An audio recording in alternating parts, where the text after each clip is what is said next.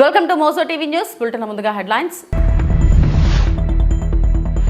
అయోధ్య రామ మందిరంలో రాష్ట్రపతి ద్రౌపది ముర్ము, సీఎం యోగి ఆదిత్యనాథ్ ప్రత్యేక పూజలు.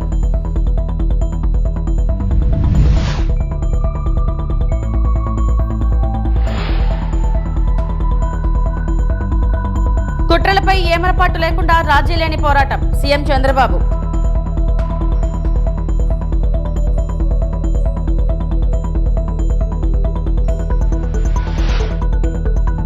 ఉగాది వేడుకల్లో సీఎం రేవంత్ రెడ్డి కీలక వ్యాఖ్యలు, రైతును రాజుగా మార్చే దిశగా తెలంగాణ ప్రభుత్వం.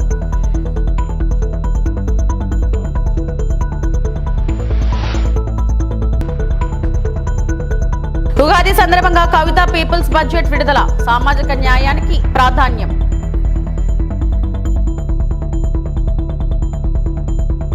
భారత రాష్ట్రపతి ద్రౌపది ముర్ము మరియు ఉత్తరప్రదేశ్ ముఖ్యమంత్రి యోగి ఆదిత్యనాథ్ అయోధ్యలోని రామ్ జన్మభూమి మందిర్ వద్ద ప్రార్థనలు నిర్వహించారు. ఈ సందర్భంగా వారు శ్రీరాముడికి ప్రత్యేక పూజలు చేసి దేశ శాంతి అభివృద్ధి కోసం ప్రార్థించారు.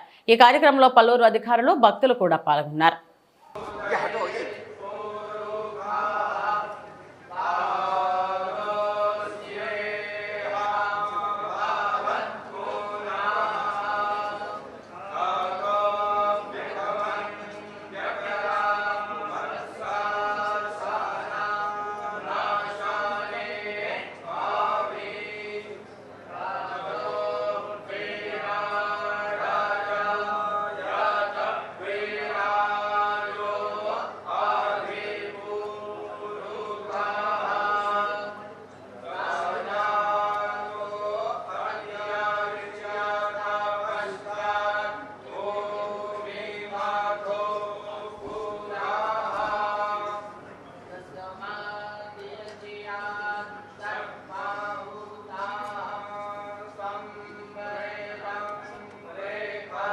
ఉగాది షడ్రుచుల మాదిరిగానే మన జీవితాల్లో కష్ట సుఖాలు ఉంటాయని ఏపీ సీఎం చంద్రబాబు అన్నారు.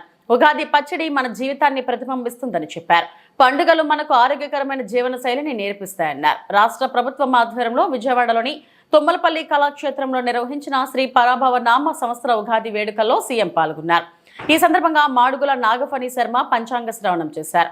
అనంతరం సీఎం మాట్లాడారు. అందుకే ప్రభుత్వం కూడా తెలుగు వారి పండుగని గౌరవించుకునే విధంగా అధికారికంగా అఫీషియల్గా జరుపుకునే ఏకైక పండుగ ఉగాది పండుగ అని చెప్పి కూడా నేను మీకు తెలియజేస్తాను. అక్కడ అన్ని పండుగలు జరుపుకున్నా అది కుటుంబంలో జరుపుకుంటాం.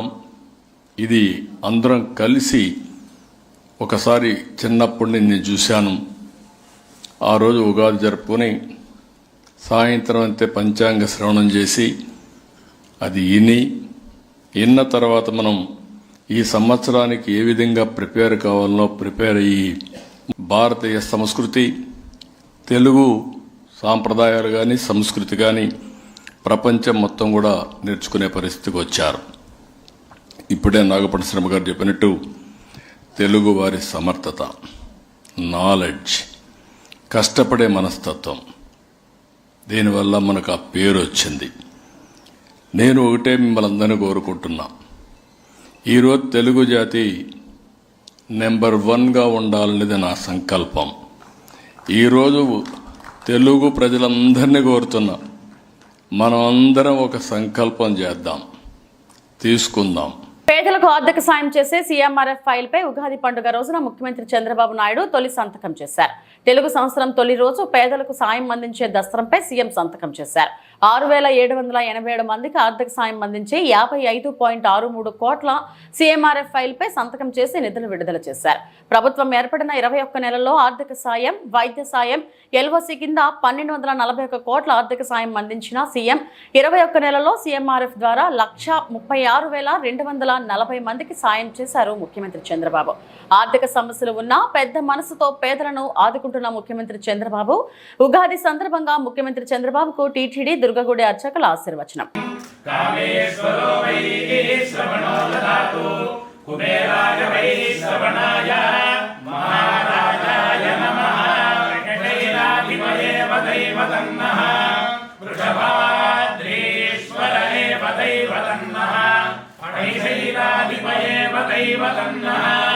भगवान् वेङ्कटदेव दैवतन्नः श्री श्रीनिवास कुलदैवतन्नः श्री श्रीनिवासः परमं धनन्नः श्री श्रीनिवासः कुलदैवतन्नः श्री श्रीनिवासः परमागतिर्नः भद्राब्जे भाग्यलक्ष्मीः करनलकमले सर्वदा धनलक्ष्मीः दोर्दण्डे वीरलक्ष्मीः हृदयसरसिते भूतकारुण्यलक्ष्मीः खड्गाग्रे शौर्यलक्ष्मीः पुण्यलक्ष्मीः त्वयो विजयतां सर्वसाम्राज्यलक्ष्मीः श्रीर्वज्रस्वमायुष्यमारोग्यमामीधा शोभामानं महीयते धान्यं धनं पशुं बहुपुत्रलाभं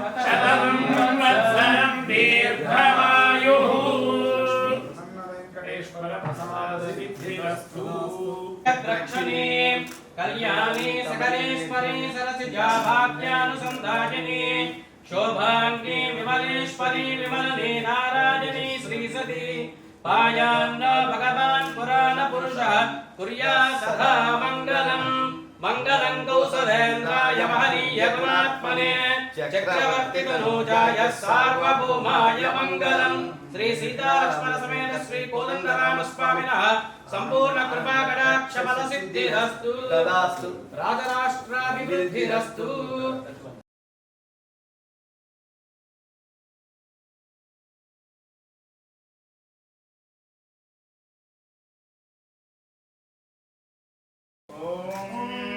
सर्वमेव सर्वको सर्वमेव तेन तेनैव सर्वको सर्वमेव तेन एव तेन तेनैव तेन आप्नोत्याप्नोति तेनैव तेन आप्नोति आप्नोति सर्वको सर्वमाप्नोत्याप्नोति सर्वं देवि देवि सर्वशत्रुपीडा परिहारद्वारा जय सर्वस्वरूपे सर्वेशे सर्वशक्ति समन्विते भयेभ्यस्त्राहिनो देवि दुर्गे देवि नमोऽस्तुते शयमानं भवति शरायः पुनः शतेन्द्रियायुष्येवेन्द्रिये प्रतिष्ठति मनोविज्ञानिका परदेवता सिद्धिरस्तु तथास्तु పరాభవనామ సంవత్సర శుభాకాంక్షలు. తెలంగాణ రాష్ట్రంలో వ్యవసాయాన్ని లాభసాటిగా చేస్తామని తెలంగాణ సీఎం రేవంత్ రెడ్డి అన్నారు. రైతును రాజుగా చేయాలనే లక్ష్యంతో ముందుకెళ్తున్నామని చెప్పారు. రవీంద్ర భారతితో రాష్ట్ర ప్రభుత్వం ఆధ్వర్యంలో నిర్వహించిన ఉగాది వేడుకల్లో సీఎం పాల్గొన్నారు. బాచంపల్లి సంతోష్ కుమార్ పంచాంగ శ్రవణం చేశారు. అనంతరం తెలంగాణ సీఎం రేవంత్ మాట్లాడారు. రైతునామ సంవత్సరం తెలుగు సంవత్సరం ఉగాది పండగ ప్రధానంగా వ్యవసాయదారులకు, వ్యవసాయాన్ని నమ్ముకున్న రైతులకు, రైతు కూలీలకు ఇది ఒక గొప్ప పండగ. తెలంగాణ రాష్ట్రంలో వ్యవసాయాన్ని లాభసాటిగా చేసి రైతును రాజును చేయాలన్న లక్ష్యంతోనే మా ప్రభుత్వం ప్రధానంగా ముందుకు వెళ్తుంది. మా ప్రభుత్వం బాధ్యత చేపట్టిన తర్వాత సంక్షోభంలో ఉన్న వ్యవసాయాన్ని, రైతులు పండించిన పంటను కొనుగోలు చేయడానికి ప్రభుత్వాలు ముందుకు రాని సందర్భంలో రైతులు పండించిన పంటకు గిట్టుబాటు ధర ఇవ్వడమే కాదు, వారు పండించిన పంటకు బోనస్ కూడా ఇచ్చి ఈనాడు దేశంలోనే మొన్న కేంద్ర ప్రభుత్వం ప్రకటించిన ప్రకటనలో అతి తక్కువ రుణభారం ఉన్న రైతులు తెలంగాణ రాష్ట్రం మొదటి స్థానంలో ఉన్నదని ప్రకటించడం తెలంగాణకు గర్వకారణం. రైతు బాగున్నప్పుడే, మన పంట పొలాలలో పాడి పంటలు పండినప్పుడే రాష్ట్రం సుఖశాంతులతో ఉంటుంది. తెలంగాణ రాష్ట్ర జనాభా దాదాపుగా 70% వ్యవసాయ ఆధారిత కుటుంబాలే. ఈరోజు పరిశ్రమలు ఎన్నొచ్చినా, ఐటీ ఎంతగా రానిచ్చినా మన ప్రధాన జీవనాధారం వ్యవసాయం. అందుకే రాష్ట్ర ప్రభుత్వం 25,35,000 మంది రైతు కుటుంబాలకు 20,616 కోట్ల రూపాయలు 2 లక్షల వరకు రుణమాఫీ చేసి రైతులను రుణ విముక్తులను చేసి ఆత్మగౌరవంతో బ్రతకడానికి ఈనాడు తెలంగాణ రాష్ట్ర ప్రభుత్వము తీవ్రమైన కృషి చేసింది. అదేవిధంగా ప్రతి ఎకరాకు ప్రతి సంవత్సరం 12,000 రూపాయలను ఈనాడు రాష్ట్ర ప్రభుత్వం అందిస్తున్నది. దాదాపుగా ఇప్పటికీ 18,000 కోట్ల రూపాయలు ఈరోజు రైతులకు రైతు భరోసా పథకం కింద ఖర్చు పెట్టడం జరిగింది. రేపు 22వ తారీఖు నుంచి మళ్ళీ రైతు భరోసా కార్యక్రమాన్ని మా ఆర్థిక మంత్రి బట్టి విక్రమార్క గారు ప్రారంభించబోతున్నారు. ఈ సందర్భంగా రైతులకు శుభాకాంక్షలు నేను తెలియజేస్తున్నా. తెలుగు నూతన సంవత్సరాది శ్రీ పరాభవనామ ఉగాది పండుగను పురస్కరించుకుని తిరుమల శ్రీవారి ఆలయం కొత్త శోభను సంతరించుకుంది. పండుగ సందర్భంగా శ్రీవారి ఆలయాన్ని టీటీడీ ఉద్యానవన శాఖ రంగురంగుల పుష్పాలతో అలంకరించింది. మామిడికాయలతో తోరణాలు, పూలతో ఏనుగు బొమ్మలు, అరటి, కొబ్బరి బొండాలతో అలంకరణ, ఆధ్యాత్మిక సెట్టింగులు భక్తులను ఆకట్టుకుంటున్నాయి.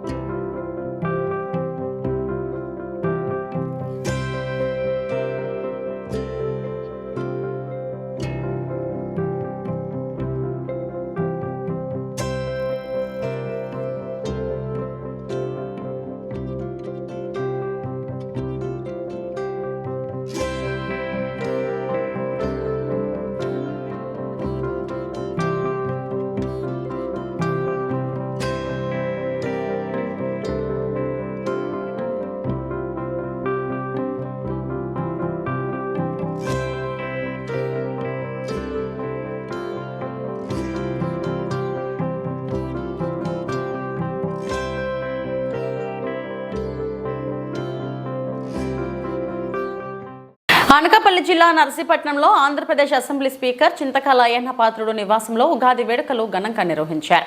ఈ కార్యక్రమంలో కుటుంబ సభ్యులు, పార్టీ నాయకులు పాల్గొని భక్తి శ్రద్ధలతో పూజలు నిర్వహించారు. అనంతరం పండితులు నూతన సంవత్సర పంచాంగ శ్రవణం చేశారు. ఈ సందర్భంగా స్పీకర్ అయ్యన్న పాత్రుడు మాట్లాడుతూ రాష్ట్ర ప్రజలందరికీ ఉగాది శుభాకాంక్షలు తెలిపారు.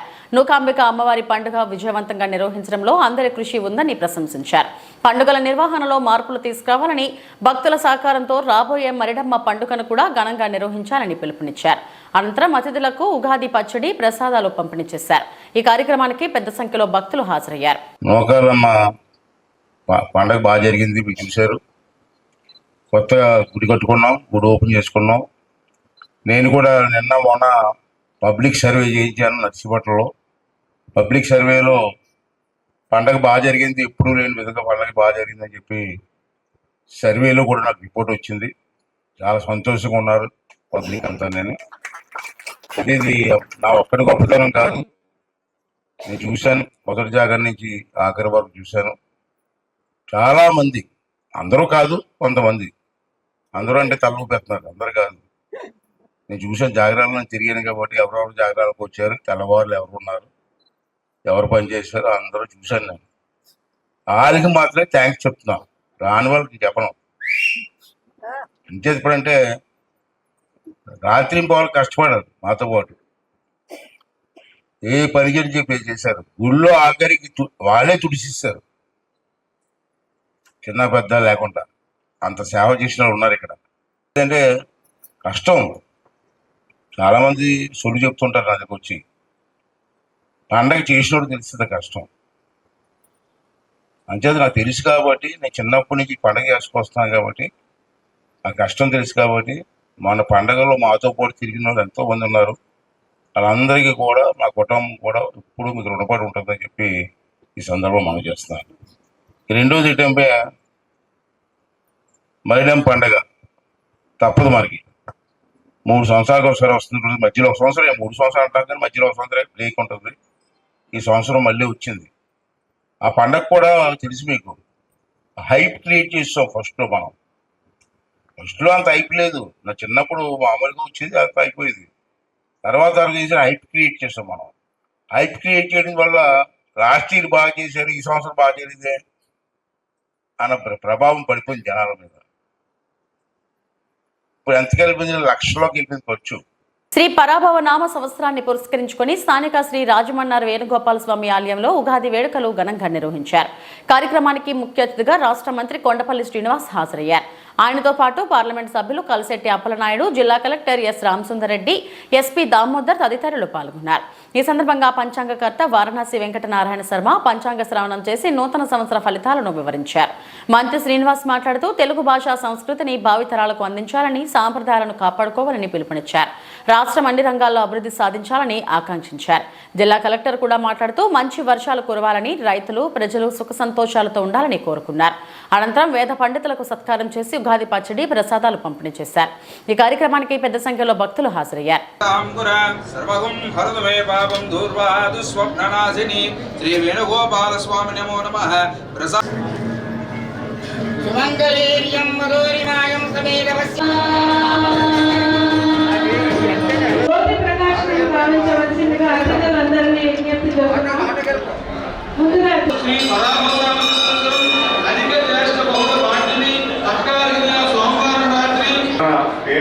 అంటే 40 సంవత్సరాల తర్వాత మళ్ళీ పరాభవనమ్మ ఉగాది వచ్చిందంటే మనకి మన పూర్వీకులు ఎలాంటి క్యాలిక్యులేషన్ వివిధ వర్గాల్లో పనిచేస్తున్న అందరూ కూడా సుఖశాంతులతో ఉండాలని, ఆనందంగా జీవించాలని, మనలో ఉన్న కోపం, అశాంతి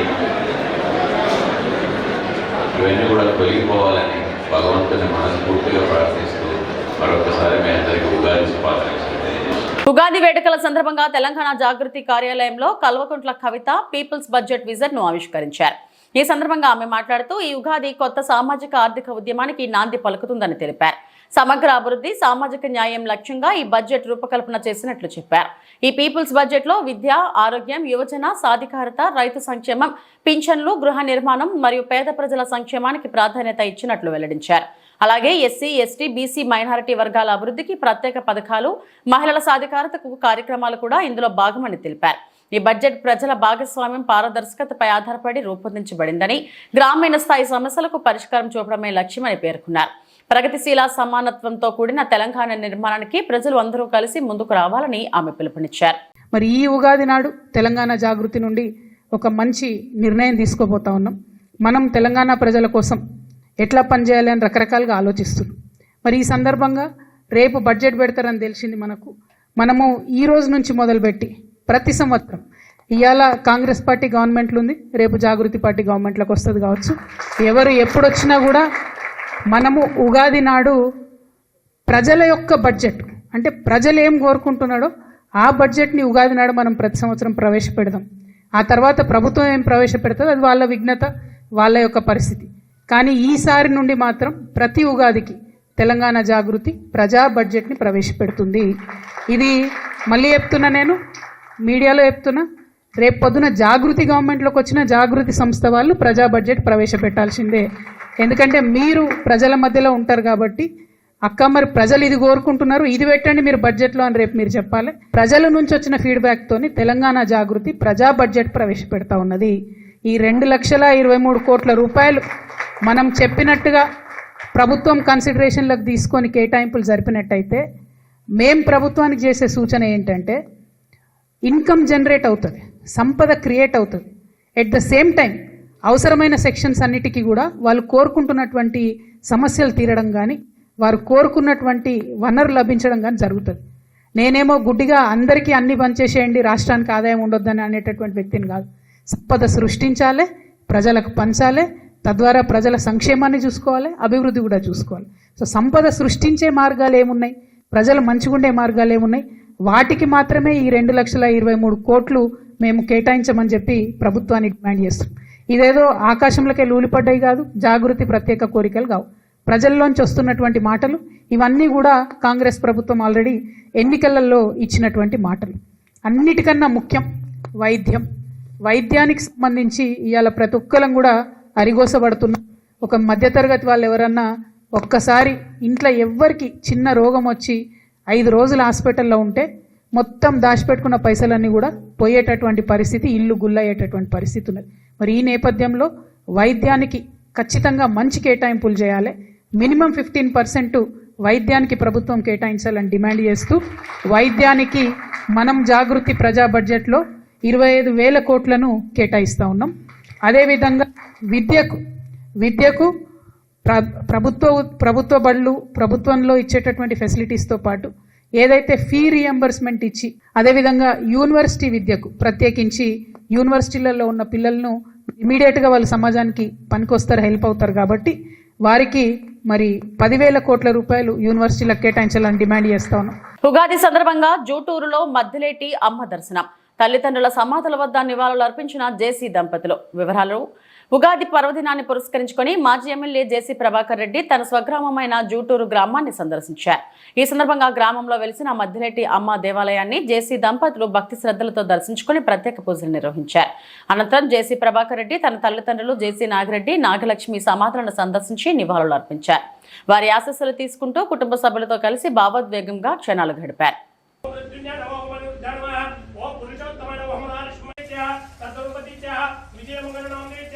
జేసీ ప్రభాకర్ రెడ్డి గారి నామేత్య తత్రమదిత్య ఉమామహేశ్వరమ్మ నామేత్య సహ కుటుంబస్య క్షేమ స్థైర్య విజయ వీర్యభయ ఐరాధ్యైపజుతం ధన కనక వస్తు అమృతమైత్రార్థం శ్రీ మధ్యలేట మొదలి ప్రీత్యర్థం యథాశక్తి ధ్యాయామి ఆవాహయామి చోడోపచార పూజాం చ కర్చయే.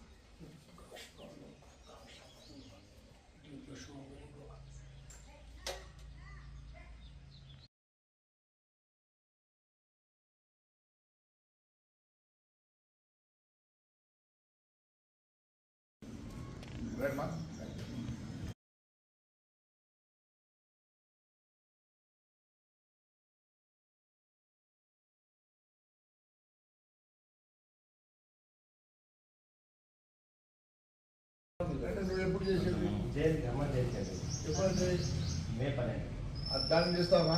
దాన్ని చేద్దాము. ఇప్పుడు వస్తున్నాడు, మన వాళ్ళు చేస్తున్నారు. అన్నానికి ఇద్దరు డబ్బులు ఇచ్చారా? లేదు, నేను ఇస్తాను. చూడండి, ఇప్పుడు పెట్టండి.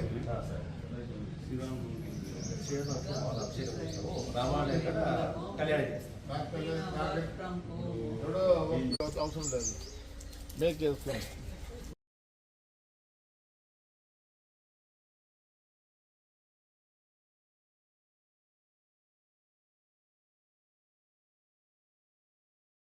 దక్షిణ కైలాసంగా ప్రముఖ పుణ్యక్షేత్రం శ్రీకాళహస్తీశ్వర దేవస్థాన ఆలయంలో ఉగాది సందర్భంగా ఆలయంలో ధ్వజస్తంభం వద్ద సోమస్కందమూర్తి, జ్ఞాన ప్రసూనాంబ ఉత్సవ మూర్తులను కొలువు తీర్చి విశేషంగా అభిషేకం నిర్వహించారు. ముందుగా కలస్థాపన, గణపతి పూజ కలశానికి పుష్పాలతో పూజలు చేసి స్వామి అమ్మవారికి పాలు, పెరుగు, తేనె, కొబ్బరి నీళ్లు, సుగంధ ద్రవ్యాలతో అభిషేకం చేశారు. అనంతరం భక్త కన్నప్ప స్వామికి శ్రీకాళహస్తిలో దేవస్థానం తరపున ఆలయ ఏవో వెంకటేశ్వర్లు దంపతులు, పాలక మండలి సభ్యులు భక్త కన్నప్పకు పట్టు వస్త్రాలు సమర్పించారు. ఈ కార్యక్రమంలో ఆలయ ఏఈఓ విద్యాసాగర్ రెడ్డి, మాజీ మంత్రివర్యులు గోపాలకృష్ణారెడ్డి, సతీమణి బృందమ్మ మరియు భక్తులు పాల్గొన్నారు.